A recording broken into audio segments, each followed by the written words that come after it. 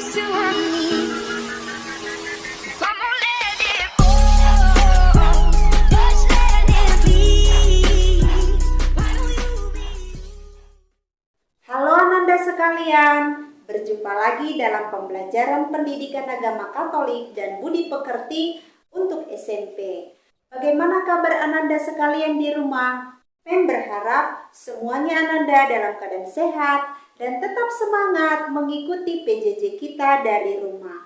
Nah, sebelum kita mendalami materi kita hari ini, terlebih dahulu kita ambil sikap hening sejenak, kita berdoa. Dalam nama Bapa dan Putra dan Roh Kudus, amin. Allah Bapa yang Maha Kasih, Engkau telah menganugerahkan tanah air Indonesia. Kami bersyukur karena kami boleh menjadi bagian dari bangsa Indonesia, bangsa yang besar. Ya Bapa, terangilah budi kami agar semakin menyadari hak dan kewajiban sebagai anggota masyarakat, juga semakin dapat menghargai hak dan kewajiban orang lain, sehingga dalam hidup bersama semakin tercipta keseimbangan dalam pelaksanaan hak dan kewajiban. Semua ini kami angkat ke dalam kuasa tangan-Mu dengan pengantaran Kristus Tuhan dan Juru Selamat kami yang hidup dan berkuasa kini dan sepanjang segala abad. Amin. Dalam nama Bapa dan Putra dan Roh Kudus. Amin. Setelah kita membuka pembelajaran kita dengan doa pembukaan, kita akan mendalami materi kita hari ini dan judul kita adalah Hak dan Kewajiban Orang Beriman dalam Masyarakat.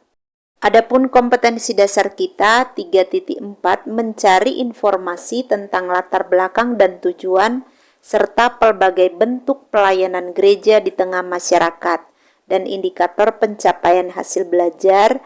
Pada akhir pembelajaran diharapkan siswa mampu, yang pertama, menjelaskan berbagai hak warga masyarakat.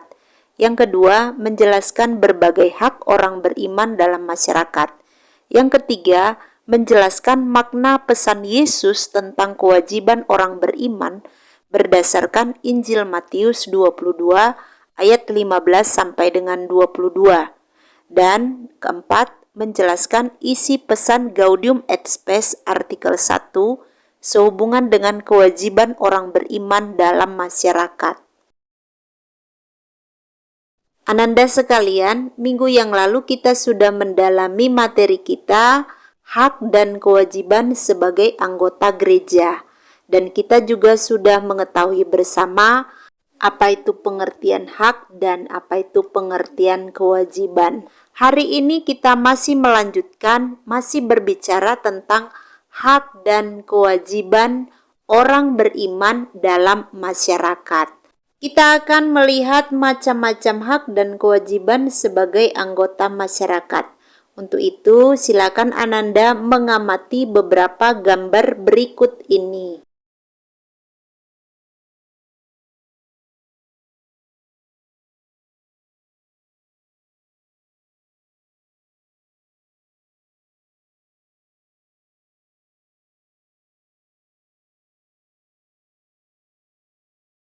Setelah kita mengamati beberapa gambar, manakah di antara gambar yang sudah kita amati yang merupakan kewajiban kita sebagai anggota masyarakat dan mana pula yang merupakan hak kita sebagai anggota masyarakat? Sebagai anggota masyarakat atau warga negara, kita memiliki hak dan kewajiban yang harus kita jalankan secara seimbang. Nah, kita akan melihat apa itu masyarakat. Masyarakat adalah sejumlah manusia yang terikat oleh suatu kebudayaan yang mereka anggap sama. Misalnya, masyarakat desa. Masyarakat desa adalah masyarakat yang penduduknya memiliki mata pencarian seperti bercocok tanam, perikanan, beternak, dan sebagainya. Dan sistem budaya serta sistem sosialnya mendukung mata pencaharian itu. Kemudian masyarakat kota adalah masyarakat yang penduduknya mempunyai mata pencarian di sektor perindustrian dan perdagangan atau yang bekerja di sektor administrasi pemerintah. Kemudian masyarakat madani adalah masyarakat yang menjunjung tinggi nilai, norma, hukum yang ditopang oleh penguasaan iman, ilmu, dan teknologi yang berperadaban. Lalu masyarakat modern itu apa? Masyarakat modern adalah masyarakat yang perekonomiannya berdasarkan pasar secara luas, spesialisasinya di bidang industri dan pemakaian teknologi canggih.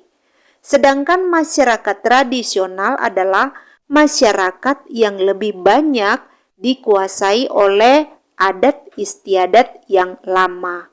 Sejak lahir, kita sudah menjadi bagian dari anggota masyarakat yang berada dalam wilayah Negara Kesatuan Republik Indonesia. Negara merupakan wadah yang memungkinkan seseorang dapat mengembangkan bakat dan potensinya. Negara dapat memungkinkan rakyatnya maju dan berkembang, serta menyelenggarakan daya cipta atau kreativitas sebebasnya. Bahkan negara memberi pembinaan. Sedangkan warga negara dari suatu negara berarti anggota dari negara itu yang merupakan pendukung dan penanggung jawab terhadap kemajuan dan kemunduran suatu negara. Maka sebagai warga negara Indonesia, kita memiliki hak dan kewajiban yang diatur dan dilindungi oleh undang-undang. Nah, kita akan lihat contoh hak sebagai warga negara yang diatur dalam Undang-Undang Dasar 1945, hak untuk hidup. Setiap orang berhak untuk hidup serta berhak mempertahankan hidup dan kehidupannya. Kita bisa baca dari pasal 28A. Hak untuk hidup adalah hak asasi yang paling dasar, hak yang melekat pada diri setiap orang dan dimiliki sejak lahir. Tidak seorang pun dan lembaga manapun yang berhak merampas atau mencabut hak hidup seseorang, karena hanya yang memiliki kuasa mutlak atas kehidupan seseorang. Kemudian hak untuk mengembangkan diri. Setiap orang berhak mengembangkan dirinya melalui pemenuhan kebutuhan dasarnya, berhak mendapat pendidikan dan memperoleh manfaat dari ilmu pengetahuan dan teknologi, seni dan budaya demi meningkatkan kualitas hidupnya dan demi kesejahteraan manusia. Pasal 28C ayat 1. Setiap warga negara berhak mendapatkan pendidikan. Pasal 31 ayat 1. Selanjutnya, hak perlindungan dalam hukum. Setiap orang berhak atas pengakuan, jaminan, perlindungan, dan kepastian hukum yang adil, serta perlakuan yang sama di hadapan hukum. Pasal 28D ayat 1. Di hadapan hukum, semua warga negara memiliki kedudukan yang sama. Hukum harus dijalankan secara adil tanpa membedakan kelompok mayoritas atau kelompok minoritas. Selanjutnya, hak untuk bekerja. Setiap orang berhak untuk bekerja serta mendapat imbalan dan perlakuan yang adil dan layak dalam hubungan kerja. Pasal 28D ayat 2. Selanjutnya, hak memeluk agama. Setiap orang bebas memeluk agama dan beribadat menurut agamanya. Pasal 28E ayat 1. Negara menjamin kemerdekaan tiap-tiap penduduk untuk memeluk agamanya masing-masing dan untuk beribadat menurut agamanya dan kepercayaannya itu. Pasal 29 ayat 2. Negara wajib menjamin setiap warga negara untuk memilih, memeluk agama dan kepercayaan masing-masing, serta beribadah sesuai dengan agama dan kepercayaan yang dianutnya. Negara tidak boleh membiarkan pribadi atau kelompok tertentu untuk menghalangi warga masyarakat dalam menjalankan ajaran agama dan kepercayaannya. Setiap pemeluk agama harus menghormati pemeluk agama lain dalam menjalankan ibadahnya. Selanjutnya, hak kebebasan berkumpul. Setiap orang berhak atas kebebasan berserikat, berkumpul, dan mengeluarkan pendapat. Pasal 28E ayat 3. Hak berserikat dan berkumpul serta mengeluarkan pendapat merupakan hak asasi manusia. Berkaitan dengan perlindungan terhadap hak asasi manusia, Undang-Undang Dasar 1945 dalam pasal 28I menegaskan hak untuk hidup, hak untuk tidak disiksa, hak untuk kemerdekaan pikiran dan hati nurani, hak beragama, hak untuk tidak diperbudak, hak untuk diakui sebagai pribadi di hadapan hukum, dan hak untuk tidak dituntut atas dasar hukum yang berlaku surut adalah hak asasi manusia yang tidak dapat dikurangi dalam keadaan apapun. Kemudian contoh kewajiban sebagai warga negara atau anggota masyarakat adalah setiap warga negara memiliki kewajiban ikut serta dalam usaha pertahanan dan keamanan negara. Jadi kewajiban mempertahankan dan menjaga keamanan negara bukan hanya menjadi tanggung jawab para penegak hukum dan aparat negara, tetapi menjadi tanggung jawab dan kewajiban seluruh anggota masyarakat atau warga negara. Kemudian wajib ikut serta secara aktif dalam pembangunan. Cita-cita bangsa dan negara Indonesia untuk mencapai tujuan pembangunan yaitu masyarakat adil dan makmur hanya dapat terwujud apabila seluruh elemen masyarakat dan para pemimpin bangsa bahu-membahu bekerja sama dalam mewujudkan cita-cita bangsa tersebut. Keikutsertaan warga negara dalam pembangunan tidak sekedar hanya membayar pajak saja, tetapi harus terlibat secara aktif dalam pembangunan bersama dengan warga masyarakat lainnya. Selanjutnya, menaati hukum yang berlaku.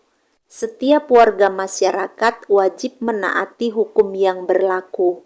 Hukum adalah patokan, kaidah, ketentuan, undang-undang, peraturan, tertulis maupun tidak tertulis, adat yang berlaku untuk mengatur pergaulan masyarakat dan menjaga ketertiban umum. Selanjutnya, menjaga ketertiban umum. Setiap warga negara wajib menjaga ketertiban umum agar tercipta hubungan yang harmonis antar warga masyarakat sehingga tercipta kerukunan dan kedamaian dalam masyarakat. Selanjutnya, wajib ikut serta menjaga keamanan lingkungan. Setiap warga masyarakat wajib ikut terlibat dalam menjaga keamanan lingkungan. Siskamling, sistem keamanan lingkungan yang telah dilakukan oleh warga masyarakat harus terus digalakkan dengan melibatkan seluruh elemen masyarakat yang ada dengan berorientasi pada nilai-nilai bela negara. Kemudian, mengupayakan kesejahteraan. Sebagai warga masyarakat, kita wajib ikut serta mengupayakan kesejahteraan masyarakat. Bagi umat Kristiani, terlibat dalam mengupayakan kesejahteraan masyarakat merupakan tugas perutusan kita di tengah masyarakat. Selanjutnya, para warga negara mempunyai kewajiban untuk bekerja sama dengan kekuasaan negara, membangun masyarakat dalam semangat kebenaran, keadilan, solidaritas, dan kebebasan. Kita bisa baca di dalam Katekismus Gereja Katolik artikel 2255. Lalu bagaimana pelaksanaan hak dan kewajiban? Dalam kehidupan sehari-hari, seringkali kita menyaksikan orang berjuang keras dengan berbagai macam cara untuk menuntut pemenuhan haknya. Tetapi di sisi lain, kurang maksimal dalam melaksanakan kewajibannya. Bahkan terkadang orang mendahulukan haknya namun melupakan kewajibannya. Padahal seharusnya hak dan kewajiban harus dijalankan secara seimbang. Kewajiban harus dijalankan dengan sepenuh hati agar memperoleh pemenuhan hak yang seharusnya. Demikian juga dalam menuntut hak, kita juga harus menghormati apa yang menjadi hak orang lain.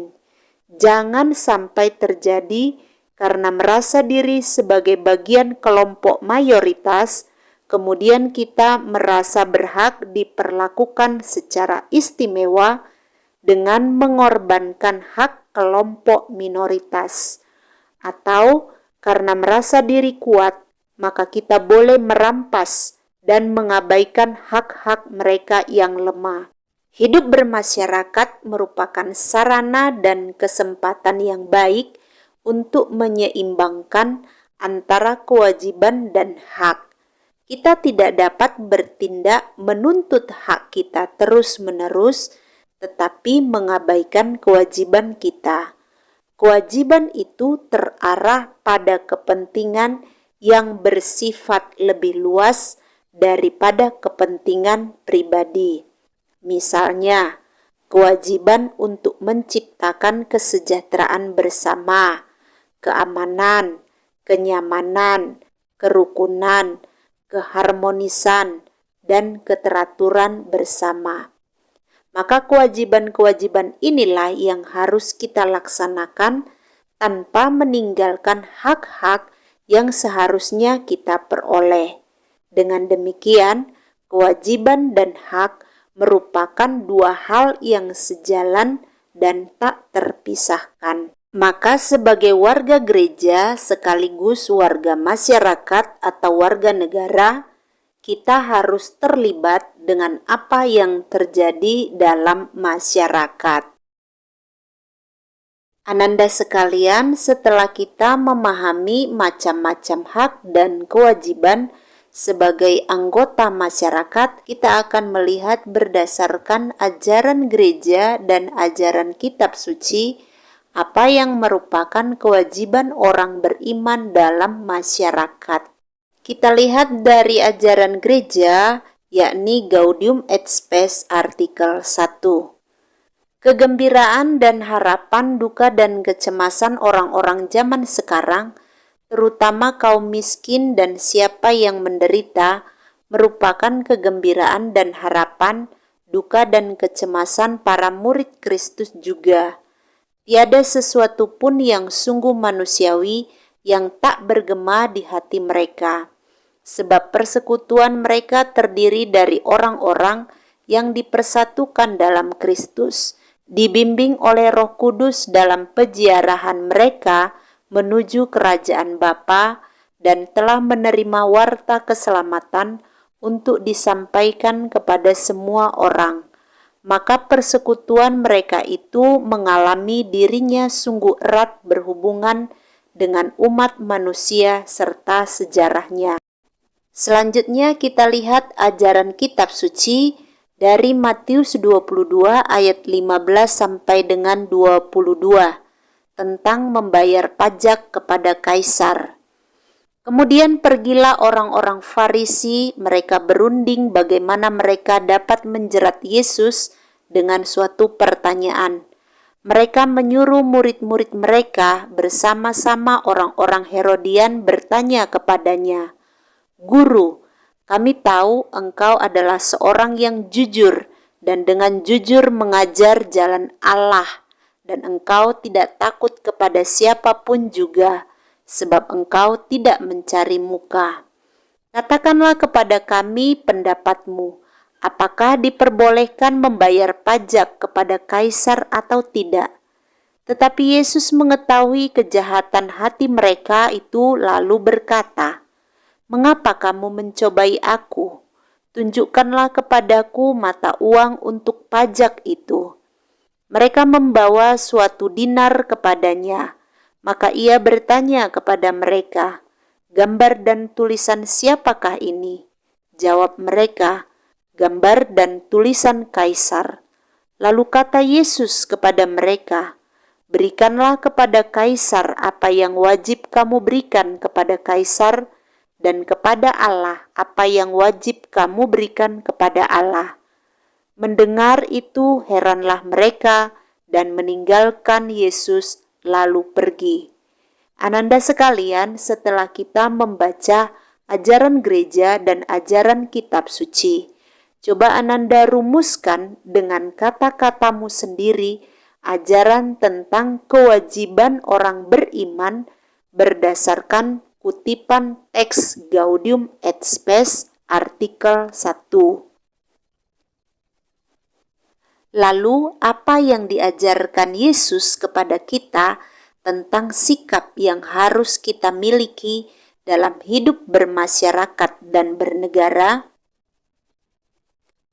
Kemudian, berikanlah kepada Kaisar apa yang wajib kamu berikan kepada Kaisar, dan kepada Allah apa yang wajib kamu berikan kepada Allah. Bagaimana kamu memahami sabda Yesus tersebut dalam hidup sehari-hari sebagai orang beriman yang hidup di tengah-tengah masyarakat? Selanjutnya, jadilah 100% warga gereja dan jadilah 100% warga negara Indonesia. Coba Ananda jelaskan maksud kalimat tersebut dengan kata-katamu sendiri. Lalu, bagaimana sebaiknya kita dalam melaksanakan hak dan kewajiban kita?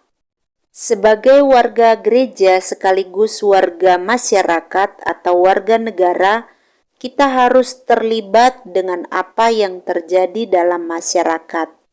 Komunitas beriman Kristiani sama sekali tidak dapat dipisahkan dari masyarakat atau merasa diri lebih eksklusif daripada yang lain. Jadilah 100% warga gereja dan 100% warga negara Indonesia. Dalam hal ini Yesus mengajarkan kepada kita melalui Injil Matius 22 ayat 15 sampai dengan 22 tentang membayar pajak kepada Kaisar. Dalam kutipan Injil tersebut, kita bisa memetik pelajaran bahwa sebagai anggota masyarakat, Yesus selalu taat menjalankan kewajibannya.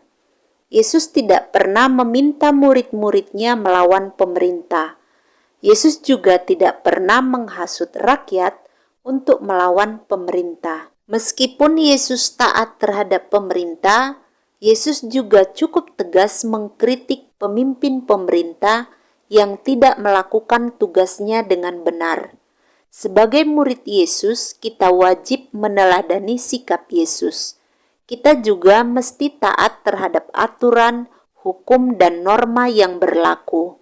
Kita pun juga harus berani mengkritisi setiap penyimpangan-penyimpangan yang terjadi dalam masyarakat.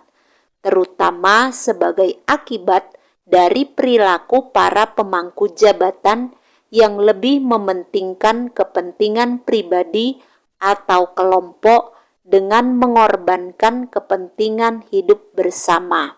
Tetapi juga perlu untuk dipahami bahwa ketaatan kita kepada pemerintah tidak boleh melemahkan ketaatan kita kepada Allah. Berikanlah kepada kaisar apa yang wajib kamu berikan kepada kaisar, dan kepada Allah apa yang wajib kamu berikan kepada Allah. Yesus juga mengajarkan kepada kita wajib menghormati pemimpin. Pemimpin yang baik menurut Yesus adalah orang yang rela berkorban demi kepentingan banyak orang. Ia tidak lari ketika ada tantangan ataupun kesulitan. Sebaliknya, pemimpin yang lari ketika masyarakat dalam kesulitan dan membutuhkannya adalah pemimpin palsu. Orang semacam ini tidak layak menjadi pemimpin masyarakat. Dia hanya ada kalau keadaan menguntungkan dirinya. Dia kurang peduli pada kebutuhan anak buahnya. Pemimpin yang baik adalah pemimpin yang mengenal dan dikenal oleh anak buahnya, sehingga ia bisa mengetahui kebutuhan anak buahnya, dan dengan demikian bisa pula memberikan pelayanan sesuai dengan kebutuhan anak buahnya. Pemimpin yang baik mengarahkan tindakannya juga berdasarkan kehendak Allah.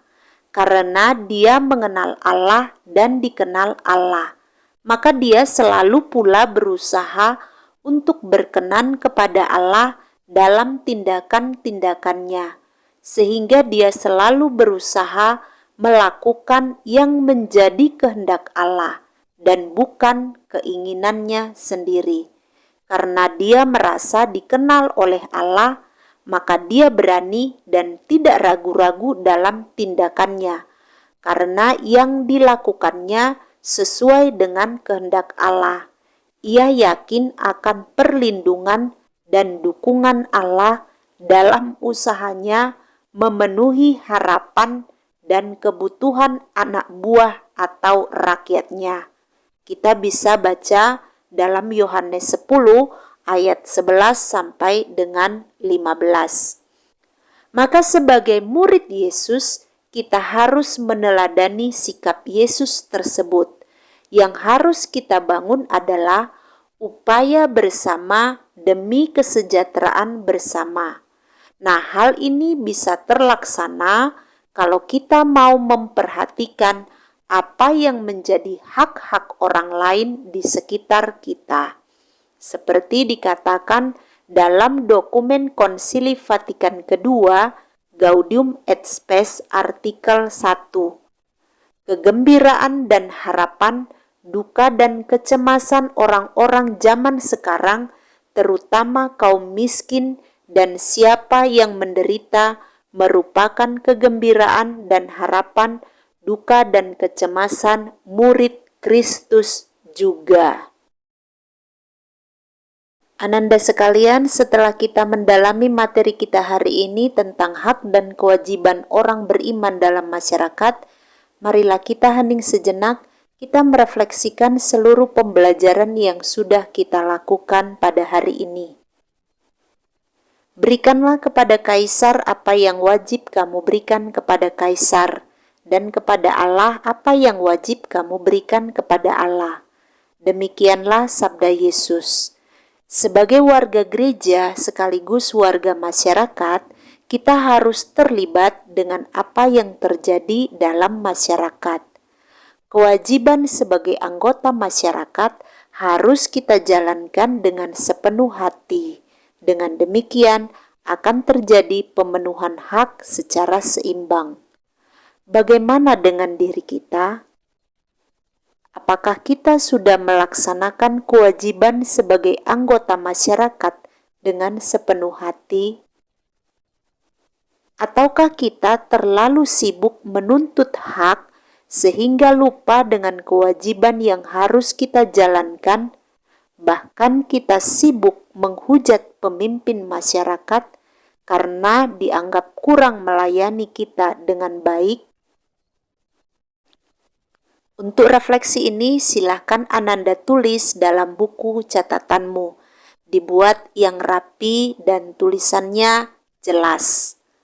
Lalu untuk tugas, silahkan Ananda membuat doa bagi para pemimpin masyarakat. Untuk tugas membuat doa ini juga Ananda buat di dalam buku catatan. Dibuat semenarik mungkin. Boleh dihiasi dengan pensil warna. Dan untuk menutup pembelajaran kita pada hari ini, mari kita siapkan hati, kita berdoa. Kita doakan dari puji syukur nomor 196. Dalam nama Bapa dan Putra dan Roh Kudus, amin. Allah Bapa yang Maha Kuasa, kami bersyukur kepadamu karena telah mengikut sertakan para pemuka masyarakat dalam karya penggembalaanmu terhadap seluruh masyarakat kami. Semoga para pemuka masyarakat yang telah kau pilih menyadari tugas dan tanggung jawabnya, sebab karisma kepemimpinannya berasal darimu. Berilah mereka semangat pelayanan yang ikhlas untuk mengutamakan kemakmuran dan kesejahteraan semua orang. Bapa, bimbinglah para pemuka masyarakat dengan terang kebijaksanaan sejati agar dapat mengambil keputusan yang adil, tepat, dan benar. Jauhkanlah dari mereka sikap hanya mementingkan diri sendiri, sikap menyelewengkan dan memanfaatkan jabatan untuk kepentingan-kepentingan yang merugikan masyarakat. Semoga para pemimpin masyarakat mampu mengatasi godaan. Ya Bapa, karuniakanlah mereka berkat yang mereka perlukan. Sudilah Engkau mengangkat pemuka-pemuka yang serasi, yang dapat menjadi panutan bagi semua warga. Doa ini kami sampaikan kepadamu dengan perantaraan Tuhan kami Yesus Kristus. Amin. Dalam nama Bapa dan Putra dan Roh Kudus. Amin. Demikian pembelajaran kita pada hari ini. Kita bertemu dalam pembelajaran kita minggu depan. Selamat belajar. Shalom.